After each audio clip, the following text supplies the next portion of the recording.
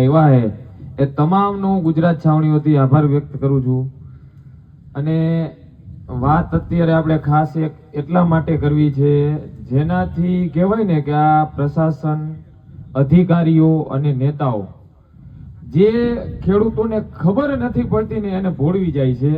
એટલે ખાસ આ વીજ થાંભલા માટે જે નવો પરિપત્ર આવ્યો છે અને એ પરિપત્રમાં એમઆરસી કમિટીની એને વાત કરી અને એ એમઆરસી કમિટીમાં ખેડૂતોને ભોરવીને આ બધા છે ને એમઆરસી કમિટી કરે છે।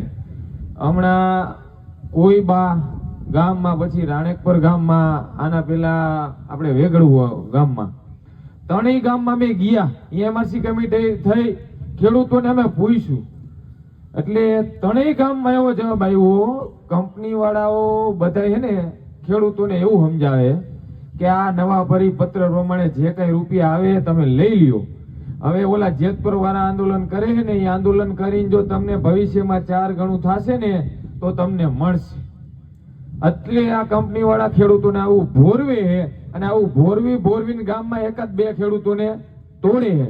તો એ ખેડૂતોને એવું કહેવા માંગુ, જે પરિશિષ્ટ આપ્યું છે એમાં એક ખેલા સહી તમારી લઈ લેશે ને પછી નવો પરિપત્ર તમને લાગુ નહીં પડે।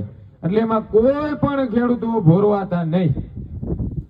અને આ આંદોલન થયું છે, આ આંદોલન ચાલુ થયું છે સત્યાગ્રહ રૂપી, એમાં દરેકે ભોગ દેવું પડે। આપણે બધાય જાણી અંગ્રેજોની સત્તા હતી, બરોબર, બંગાળના નવાબ, બરોબર, એમાં જે કહેવાય ને ગદ્દાર હતો એને હાલની તકમાં આપણે યાદ કરી, બરોબર।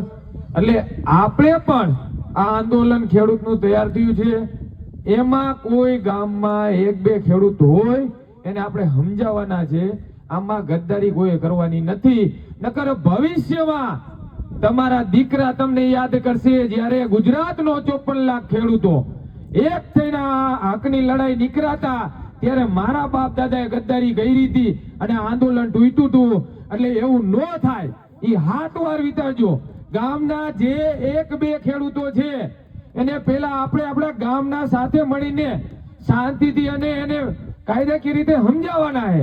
અને નો સમજે, બરોબર, એનો કકો પકડી રાખે, અમુક કહેવાય ને સરકાર હોય એના અનુયાયી હોય એટલે નો માને, તો એવા ગદ્દારને આપણે કહેવા માંગી છીએ સરકાર તો આજે ને કાલ જશે પણ તારી ભવિષ્યની પેઢી આવવાની છે તને વારી વખતે નડશે। ગામના લોકો કહેશે ને સમાજ કહેશે કે જ્યારે આવું આંદોલન ઊભું થયું હતું એમાં ગદ્દારી તે કરી હતી, એ તારે ભોગવવું પડશે ને તારા દીકરાને ભોગવવું પડશે।